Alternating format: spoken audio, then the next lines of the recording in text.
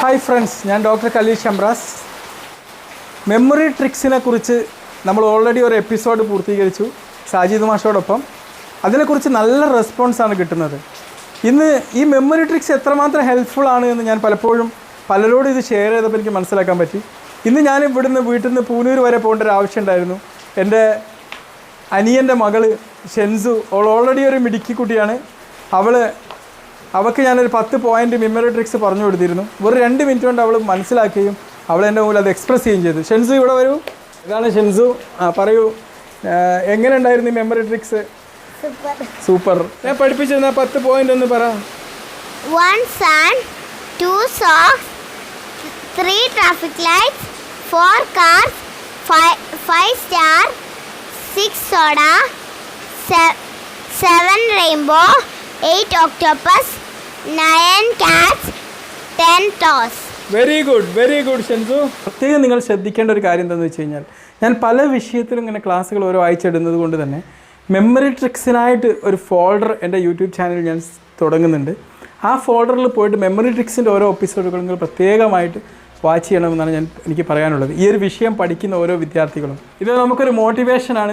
ഞാൻ ഈ എടുക്കുന്ന ക്ലാസ് നിങ്ങൾ പ്രത്യേകമായിട്ട് നോട്ട് ചെയ്തിട്ട് ഇത് നിങ്ങളുടെ വീട്ടിലെ കുട്ടികൾക്കും മുതിർന്നവർക്കൊക്കെ പറഞ്ഞു കൊടുത്ത് ഈ മെമ്മറിയുടെ ഈ ടെക്നിക്ക് നമ്മളൊരു വൈറലാക്കി എടുക്കണം. കാരണം ഇത് നമ്മളെ കുട്ടികൾക്കൊക്കെ ഇന്ന് തന്നെ ഷെൻസ് പറഞ്ഞത് എന്തായിരുന്നു? എക്സാമിന് എന്താവുന്ന പറഞ്ഞ് ജയിക്കുന്നു. വളരെ എളുപ്പമാണ് ഇനി പഠിക്കാമെന്ന് പറഞ്ഞില്ലേ നേരത്തെ? അതാണ് ഷെൻസ് പറഞ്ഞത്. ഇന്ന് ഞാൻ നിങ്ങളോട് ചർച്ച ചെയ്യാൻ പോകുന്നത് നമ്മുടെ മെമ്മറി എന്ന് പറയുമ്പം ഈ മെമ്മറി സ്റ്റോർ ചെയ്തു വെക്കുന്ന ബ്രെയിനിൻ്റെ സംരക്ഷണം വളരെ അത്യാവശ്യമാണ്. ബ്രെയിൻ എന്ന് പറഞ്ഞാൽ നമുക്കറിയാം, ഇത്രയും പൊട്ടൻഷ്യാലിറ്റി ഉള്ള ഒരു അവയവം നമ്മുടെ ശരീരത്തിലില്ല. ബ്രെയിനെ നല്ലൊരു അടിമയാക്കി വെച്ച് കഴിഞ്ഞാൽ നമുക്ക് വേണ്ടി എന്ത് പണിയും ബ്രെയിൻ എടുത്തു തരും.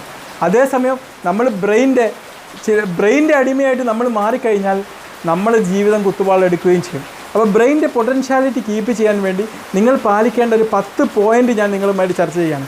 ഈ 10 പോയിൻ്റ് നിങ്ങൾക്ക് എന്ത് പോയിൻ്റുകളാണെങ്കിലും ഓർത്ത് വെക്കേണ്ട ഒരു സൂത്രവിദ്യ. ഈ 10 പോയിൻ്റ് ഉദാഹരണമാക്കിയിട്ട് ഞാൻ അടുത്ത എപ്പിസോഡിൽ പറയുകയും ചെയ്യും. ആദ്യമായിട്ട് നിങ്ങൾ ശ്രദ്ധിക്കേണ്ടതെന്ന് പറഞ്ഞാൽ നല്ലൊരു ബ്രെയിൻ ഡയറ്റ്. നിങ്ങളെ മസ്തിഷ്കത്തിൻ്റെ ആരോഗ്യം പരിപാലിച്ച, നിങ്ങളുടെ ശരീരത്തിൻ്റെ മൊത്തം ആരോഗ്യം പരിപാലിച്ച ഒരു ആരോഗ്യപരമായിട്ടുള്ള ഭക്ഷണ രീതി നിങ്ങൾ കീപ്പ് ചെയ്യേണ്ടതുണ്ട്. ഉദാഹരണത്തിന് avocado, blueberries, broccoli, coconut oil, eggs, green leafy vegetables, dark chocolate, walnuts, milk, ഇതുപോലെ ഒരുപാട് ഭക്ഷ്യവസ്തുക്കളുണ്ട് നമ്മളെ ബ്രെയിനിനെ പരിപാലിക്കുന്ന.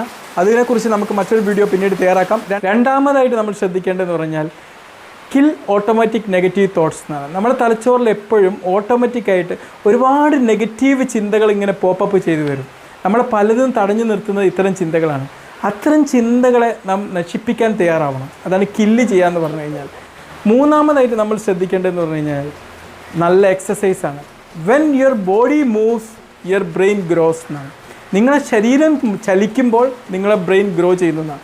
നമ്മുടെ ശരീരത്തിലെ ഏതൊരു അവയവത്തിൻ്റെയും ആരോഗ്യം നിലനിർത്താൻ ഏറ്റവും അനുയോജ്യമായിട്ടുള്ള ഒരു മരുന്ന് എന്താണെന്ന് ചോദിച്ചു കഴിഞ്ഞാൽ അതിനെല്ലാം നമുക്ക് ഒരൊറ്റ ഉത്തരമേ നൽകാനുള്ളൂ.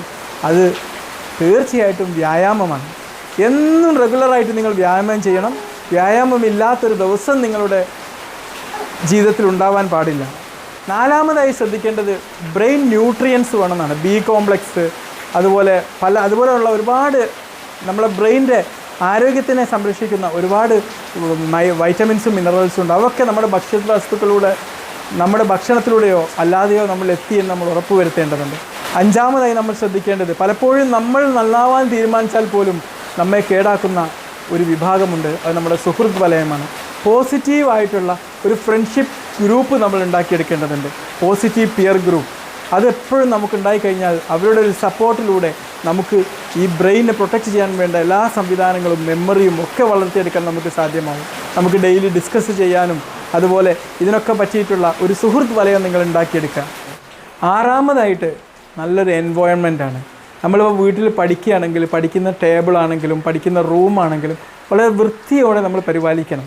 ആ പരിപാലനത്തിലൂടെ മാത്രമേ നമുക്ക് എന്താവുള്ളൂ, ഈ ഒരു നല്ലൊരു എൻവയോൺമെൻറ്റ് ഉണ്ടാകുമ്പം അവിടെ നിന്ന് നമുക്ക് പഠിക്കാനും നമ്മുടെ ബ്രെയിനിൻ്റെ ഗ്രോത്തിനും വളരെ ഹെൽപ്പ് ചെയ്യുന്നുണ്ട്. അപ്പോൾ നമ്മുടെ വീടും പരിസരവും ഒക്കെ ആണെങ്കിൽ നല്ല പ്രകൃതി രമണീയതയും ഒക്കെ നിലനിർത്തിക്കൊണ്ട് ചെടികളൊക്കെ നട്ടു വളർത്തി വളരെ ഭംഗിയായിട്ട് നമ്മൾ കാത്തു സൂക്ഷിക്കേണ്ടതുണ്ട്. അതാണ് ഏഴാമതായി നമ്മൾ ശ്രദ്ധിക്കേണ്ടത്. നാം ഓർക്കുന്ന ഓരോ കാര്യങ്ങളും നമ്മുടെ ലോങ് ടേം മെമ്മറിയിലേക്ക് എന്നും നിലനിൽക്കുന്ന ഓർമ്മ കേന്ദ്രത്തിലേക്ക് മാറിയിട്ടില്ലെങ്കിൽ അതുകൊണ്ട് ഫലമുണ്ടാവില്ല. ഈ ഒരു ഫലം സഫലമാവുന്നത് നാം ഉറങ്ങുന്ന സമയത്താണെന്ന് നാം തിരിച്ചറിഞ്ഞ് നാം ശരിയായ ഉറക്കം കിട്ടി എന്ന് നമ്മൾ ഉറപ്പ് വരുത്തേണ്ടതുണ്ട്. നമുക്ക് ദിവസം 7 മുതൽ 8 മണിക്കൂർ വരെ ഉറങ്ങി എന്ന് നമ്മൾ ഉറപ്പ് വരുത്തേണ്ടതുണ്ട്. എട്ടാമതായി നമ്മൾ ശ്രദ്ധിക്കേണ്ട കാര്യം ബ്രെയിൻ പ്രൊട്ടക്ഷനാണ്. നമ്മുടെ മസ്തിഷ്കത്തിൻ്റെ പ്രൊട്ടക്റ്റീവായിട്ടുള്ള എല്ലാ മെഷേഴ്സും നമ്മൾ ചെയ്യണം. നിങ്ങൾ ബൈക്ക് ഓടിക്കുകയാണെങ്കിൽ ഹെൽമെറ്റ് ഇട്ട് തന്നെ പോവുക. കാരണം എന്താ, ഒരു 14ാം നിലയിൽ നിന്ന് താഴോട്ട് എടുത്തിട്ടാൽ സംരക്ഷിക്കുന്ന അത്രയും വലിയൊരു പ്രൊട്ടക്ഷൻ ഈ ഹെൽമെറ്റിലൂടെ നമുക്ക് സാധ്യമാവുന്നുണ്ട്. 9ാമതായി നമ്മൾ ശ്രദ്ധിക്കേണ്ടത് നമ്മളെന്നും പുതിയ കാര്യങ്ങൾ പഠിക്കാൻ തുനിയുക എന്നുള്ളതാണ്. ന്യൂ ലേണിംഗ് എന്ന് പറയുമ്പോൾ നമ്മൾ പുതിയ കാര്യങ്ങൾ പഠിക്കുമ്പോൾ നമ്മളുടെ ബ്രെയിനിൽ പുതിയ ന്യൂറൽ ട്രാക്സ് ഫോം ചെയ്യുന്നു. അതുപോലെ തന്നെ നമ്മളെ ബ്രെയിനിനെ എവർ ലാസ്റ്റിംഗ് യങ് ആയിട്ട് നിലനിർത്താനും അത് സഹായിക്കുന്നുണ്ട്. അത് നമ്മൾ ശ്രദ്ധിക്കേണ്ടതുണ്ട്. 10ാമതായി നമ്മൾ ശ്രദ്ധിക്കേണ്ടത് സ്ട്രെസ് മാനേജ്മെൻറ്റാണ്. നമ്മളെ സ്ട്രെസ്സുള്ളൊരു ജീവിതമായിരിക്കും പലപ്പോഴും നമുക്കുണ്ടാവുക. നമ്മളെ തലച്ചോറിൽ അരങ്ങേറുന്ന യുക്തമല്ലാത്ത ചിന്തകളുടെ ഫലമാണ് നമ്മുടെ സ്ട്രെസ്സ് എന്ന് നമ്മൾ തിരിച്ചറിഞ്ഞ് ആ സ്ട്രെസ്സിനെ ഫലപ്രദമായിട്ട് മാനേജ് ചെയ്യാനുള്ള ഓരോ വഴികൾ നമ്മൾ നേടിയെടുക്കേണ്ടതുണ്ട്.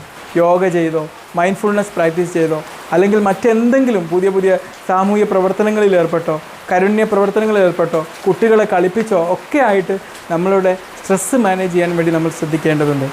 ഈ പറഞ്ഞ എല്ലാ കാര്യങ്ങളും നിങ്ങളുടെ ജീവിതത്തിൽ പകർത്തി നിങ്ങളുടെ ബ്രെയിനിനെ നല്ല പൊട്ടൻഷ്യാലിറ്റി മൊത്തം യൂട്ടിലൈസ് ചെയ്ത ഒരു ഓർഗനായിട്ട് നിങ്ങൾ നിലനിർത്താൻ ശ്രമിക്കണം എന്ന് ഞാൻ നിങ്ങളോട് അഭ്യർത്ഥിക്കുകയാണ്.